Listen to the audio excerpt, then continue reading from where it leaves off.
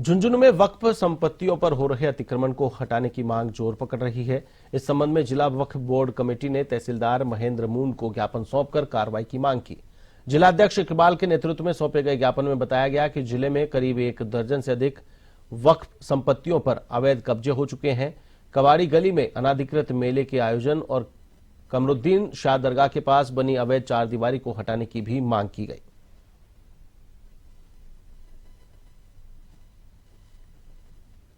मैं माननीय तहसीलदार महोदय को आज वक्फ बोर्ड की संपत्तियों पे हो रहे अवैध निर्माण और अवैध कब्जा के बाबत विभिन्न मांगों को लेकर मैंने तकरीबन 6 से 7 ज्ञापन आज माननीय तहसीलदार महोदय को सौंपा है, जिसमें सबसे पहले तो 2777 नंबर खसरा जो है, जो दरगाह हजरत कमरुद्दीन शाह के क्षेत्र में आता है, जिसमें कोई एक सलीम नाम का व्यक्ति जो बेकरी चला रहा है, वो उसमें अवैध निर्माण कर रखा है, उसमें कमर्शियल काम कर रहा है। दिगंबर जैन आचार्य श्री विद्यासागर जी महाराज मुनिराज के प्रथम समाधि दिवस पर सकल जैन समाज मंडाना द्वारा महाराज श्री के प्रथम समाधि दिवस पर विनयांजलि दी गई। जैन मंदिर मंडाना में अभिषेक और शांति धारा की गई। इसके बाद आचार्य श्री का सामूहिक पूजन जैन समाज के महिला पुरुषों द्वारा किया गया। इसके बाद महाराज श्री की तस्वीर के साथ विनयांजलि यात्रा निकाली गई। इस दौरान मुख्य मार्ग पर महाराज श्री के संदेश को जन जन तक पहुंचाने के प्रयास किए गए। बहरोड जिले के मांडना में हथियारबंद बदमाशों ने ज्वेलर से लाखों का माल लूट लिया और फरार हो गए। जैसे ही मामले की सूचना पुलिस को लगी, पुलिस मौके पर पहुंची और मौका मुआयना शुरू किया। मांडना थाना प्रभारी राम किशोर ने बताया कि कस्बे के रहने वाले अनिल सोनी अपनी दुकान के लिए मेहतावास गांव जा रहे थे। जैसे ही गांव में प्रवेश करने लगे, तभी पीछे से आए बदमाशों ने पिस्टल लगाकर गहने से भरा बैग लूट लिया और वहां से फरार हो गए। मामले की सूचना पर पुलिस मौके पर पहुंची और आसपास के लगे हुए सीसीटीवी कैमरे की मदद से आरोपियों की तलाश में जुट गई।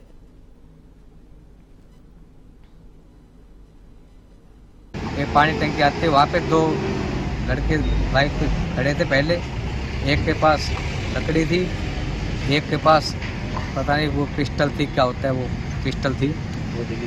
वो पीछे लगो रखा था, मैं नजर आया नहीं। उन्होंने आगे खड़े होकर रुकवाई और उसने लटुकाया एक ने मेरे कनपट्टी पे बंदूक लगाई।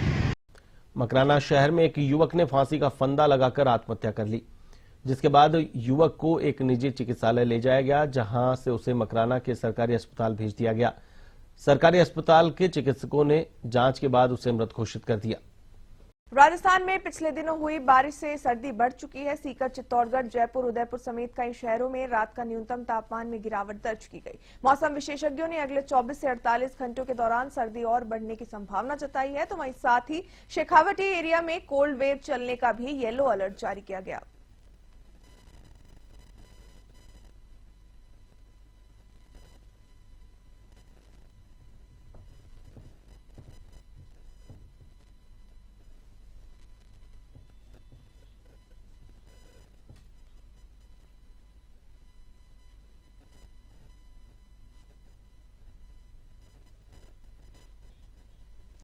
नगरपालिका मंडल तखतगढ़ की बजट बैठक 12 फरवरी को दोपहर 11:30 बजे पालिका अध्यक्ष ललित रांकावत की अध्यक्षता में आयोजित की जाएगी।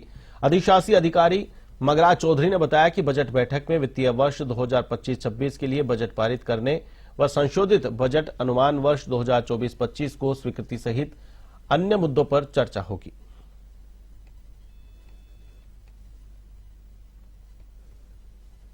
टोंक में चोरों के हौसले बुलंद हैं। चोर लगातार दुकान मकान को निशाना बनाते हुए अब कब्रिस्तान तक में चोरी कर रहे हैं। ऐसी ही एक चोरी की घटना टोंक के कोतवाली थाना क्षेत्र के मोतीबाग स्थित कब्रिस्तान में देखने को मिली। चोर कब्रिस्तान में लगी 57 स्ट्रीट लाइटें चुरा ले गए। नगर परिषद की ओर से ये लाइट्स लगाई गई थी। पूरे मामले को लेकर कब्रिस्तान की देखरेख करने वाले इकबाल महमूद ने कोतवाली थाने में मामला दर्ज कराया है।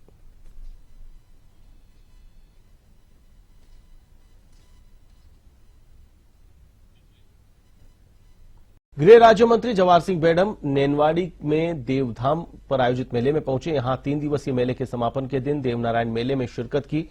वहीं महामंडलेश्वर संत बालकानंद महाराज के सानिध्य में हेलीकॉप्टर से पुष्प वर्षा की गई। गुर्जर समाज के प्रतिनिधियों और क्षेत्रीय भाजपा नेताओं ने मंत्री बेडम का भव्य स्वागत किया। यहां से भगवान देवनारायण के मंदिर पहुंचकर विशेष पूजा अर्चना की। कार्यक्रम में बोली प्रधान कृष्ण पोसवाल ट्रस्ट के पदाधिकारी मेवाराम गुर्जर सहित क्षेत्रीय भाजपा नेता भी मौजूद रहे।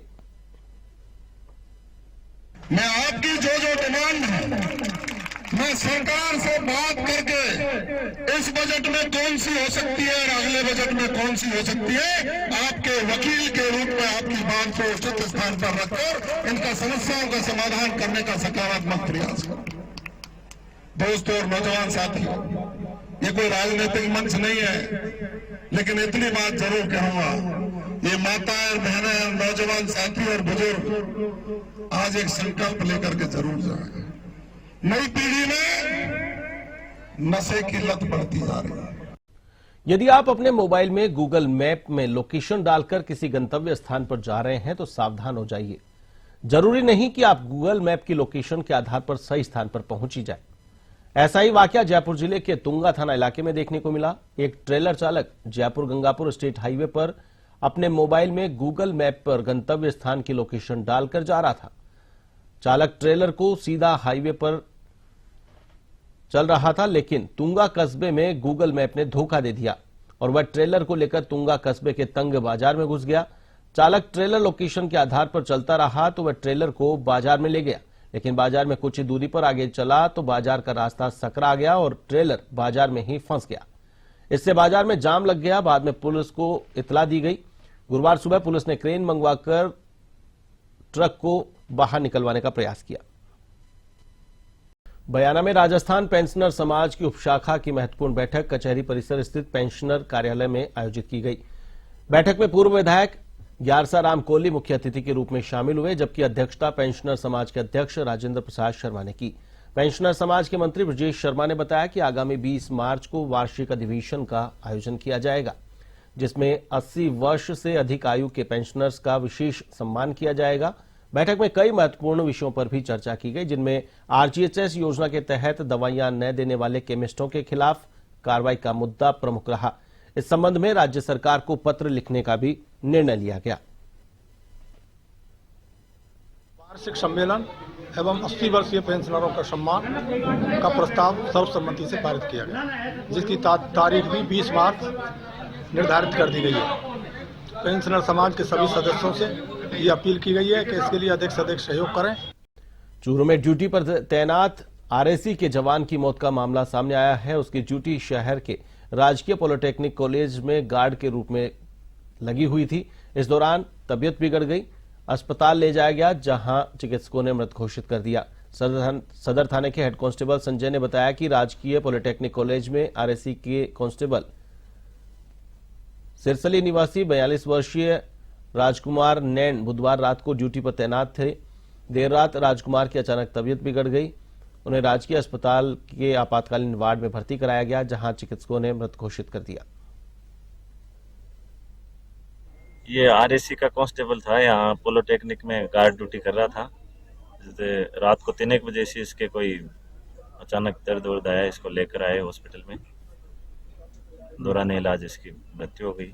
अभी पोस्टमार्टम करवा रहे हैं, हार्ट अटैक हुआ है क्या हुआ है, जांच में आ जाए। श्री श्याम एकादशी भक्त मंडल की ओर से श्री राम मंदिर में द्वितीय श्री श्याम भागोत्सव के तहत आणोपड़सी सेठ सांवरा और मन की बातां सांवरिया के कार्यक्रम के फोल्डर का विमोचन किया गया। मंडल के अध्यक्ष विनोद कुमार अग्रवाल ने बताया कि इस अवसर पर ड्रोन से पुष्प वर्षा की जाएगी।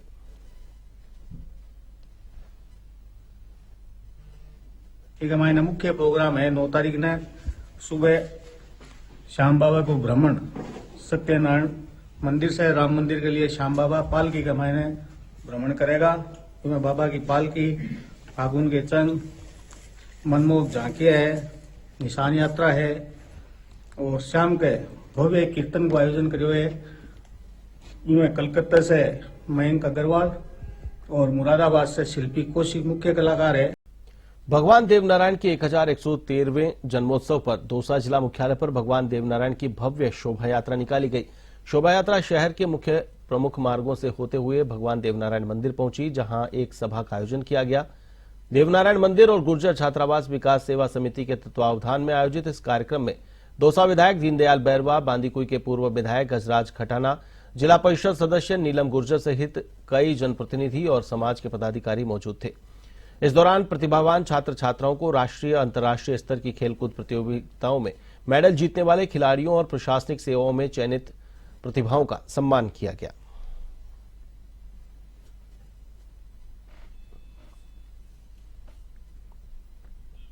दौसा जिले के बडोली गांव में स्थित राजकीय उच्च माध्यमिक विद्यालय में सुबह आक्रोशित स्कूली छात्र छात्राओं ने विरोध प्रदर्शन कर स्कूल पर तालाबंदी कर दी। इस दौरान छात्र छात्राओं का कहना था कि स्कूल के शिक्षक क्लास में मोबाइल का इस्तेमाल करते हैं, जिसके कारण उनकी पढ़ाई प्रभावित होती है। वहीं उन्होंने स्कूल स्टाफ के रिक्त पदों को भरने की मांग की। करीब 2 घंटे तक छात्र छात्राओं और ग्रामीणों का यह प्रदर्शन चलता रहा, जिसके बाद सूचना पर जिला परिषद दौसा के सीईओ नरेंद्र मीना और एसडीएम मूलचंद लूनिया, शिक्षा विभाग से एसीपी समसा रंगलाल मीना मौके पर पहुंचे और स्कूली छात्र छात्राओं और ग्रामीणों से समझाइश कर स्कूल का ताला खुलवाया। युवा बेरोजगार संघर्ष समिति के तत्वावधान में आज युवा जिला कलेक्ट्रेट दौसा पहुंचे और कलेक्टर को रेल मंत्री के नाम ज्ञापन देकर रेलवे भर्ती बोर्ड की ओर से की जा रही ग्रुप डी लेवल 1 की भर्ती में पदों की संख्या बढ़ाने की मांग की। इस दौरान बेरोजगार संघर्ष समिति के अध्यक्ष जवान सिंह मोहचा ने बताया, रेलवे भर्ती बोर्ड की ओर से वर्ष 2024-25 के लिए ग्रुप डी लेवल 1 के लिए जारी की गई विज्ञप्ति में 32,438 पदों के लिए भर्ती निकाली गई है, जो कि युवाओं के लिए अपर्याप्त है और ऊंट के मुंह में जीरे के समान है। आज हम दौसा कलेक्ट्री में पूरा बेरोजगार पैनल यहाँ पर मौजूद है। हमारी मांग है, अभी हाल ही में 2024-25 में रेलवे बोर्ड ने एक कैलेंडर जारी किया था लेवल 1 ग्रुप डी का। हमें बड़ी उम्मीद थी कि हमारी वैकेंसियां कम से कम 1-1.5 लाख आएंगी, मगर हमारी 32,000 वैकेंसियां देकर ऊंट के मुंह में जीरे के समान है। तो आज हम जिला कलेक्टर के माध्यम से रेल मंत्री के और प्रधानमंत्री और राष्ट्रपति के नाम ज्ञापन देने जा रहे हैं। महवा विधायक राजेंद्र मीना ने विधानसभा की प्रक्रिया एवं कार्य संचालन के नियम 295 के अंतर्गत दौसा जिले की महवा तहसील को नवीन जिला बनाने की मांग उठाई। उन्होंने कहा कि महवा तहसील दौसा जिले के अंतिम छोर पर बॉर्डर पर है। यहां के अंतिम गांव की दूरी भी दौसा जिले से करीब 130 किलोमीटर है। महवा तहसील के गांव अलवर, भरतपुर, करौली जिले की सीमाओं से सटे हुए हैं, साथ ही राष्ट्रीय राजमार्ग पर जयपुर आगरा के बीच स्थित है। उन्होंने कहा कि विधायक ने कहा कि देश भर में प्रसिद्ध मेहंदीपुर बालाजी मंदिर की दूरी लगभग 18 किलोमीटर है। आपको बता दें कि विधायक राजेंद्र मीना ने 1 जनवरी 2025 से एक प्रण ले रखा है कि जब तक महवा जिला नहीं बनेगा तब तक वे साफा नहीं पहनेंगे।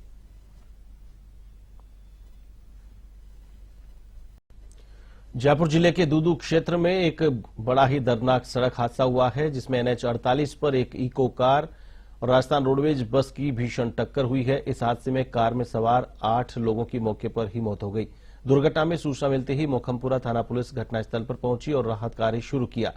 हादसे के कारण हाईवे पर लंबा जाम लग गया। प्रत्यक्षदर्शियों के अनुसार दुर्घटना तेज रफ्तार और टायर फटने की वजह से हुई है।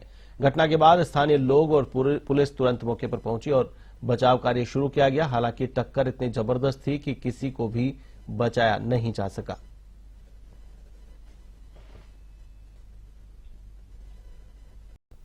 गुजरात से बीकानेर जा रहा गैस से भरा टैंकर पलट गया। हादसे में घायल टैंकर ड्राइवर को अस्पताल में भर्ती करवाया गया। हादसा सुबह 9 बजे फलोदी जिले के कोलू पाबूजी टोल प्लाजा पर हुआ। हादसे में टोल प्लाजा के 2 केबिन पूरी तरह क्षतिग्रस्त हो गए। गनीमत रही कि इस दौरान कोई जनहानि नहीं हुई। घटना की सूचना मिलते ही पुलिस, देचू एसडीएम और तहसीलदार मौके पर पहुंचे और स्थिति का जायजा लिया। इस दौरान सुरक्षा को देखते हुए आने जाने वाले वाहनों को पहले ही रोक दिया गया। फायर ब्रिगेड की टीम भी मौके पर पहुंची। सुरक्षा की दृष्टि से रास्ते को डाइवर्ट कर दिया गया।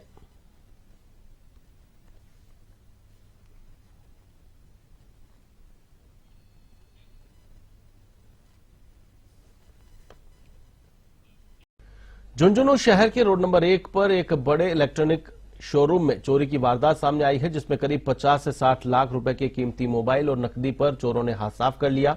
आधा दर्जन बदमाशों ने इस वारदात को अंजाम दिया, जो सीसीटीवी कैमरों में कैद हो गए। संजीव कुमार ने बताया कि कोतवाली पुलिस को मामले की सूचना दी गई। वारदात के बाद पुलिस मौके पर पहुंची और जांच शुरू की। सुबह 9:15 बजे आया था। शटर पाको हो रही दया लगी कि कोई शटर तोड़ने का प्रयास करियो, तो शटर ऊपर ने करियो, माइन देखियो पूरा डब्बा वगैरह सब खाली है। करीबन ले गया 55 से 60 लाख रुपए।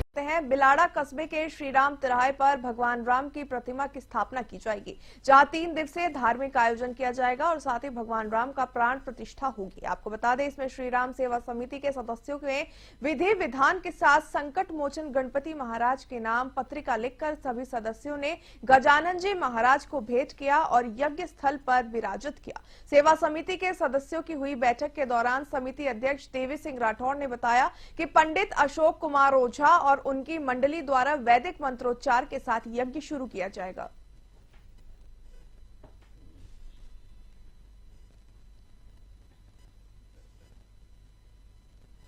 धौलपुर में रिंग रोड पॉइंट पर कार और बोलेरो में जोरदार टक्कर हो गई। इस दुर्घटना में महिला समेत 8 जने घायल हो गए। वहीं घायलों को एम्बुलेंस की मदद से राजकीय सामुदायिक स्वास्थ्य केंद्र पर भर्ती कराया गया। तो जानकारी के मुताबिक कार चालक नियंत्रण खो बैठा और बोलेरो में कार के बीच टक्कर मार दी। आपको बता दें, घटना के बाद स्थानीय पुलिस मौके पर पहुंची।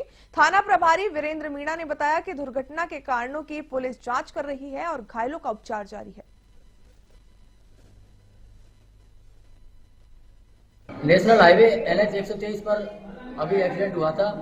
सूचना मिलने पर हम टोल से चले। नेशनल हाईवे की एम्बुलेंस है, तो घायल व्यक्तियों को अस्पताल CSC सेबू में भर्ती करा दिया गया है।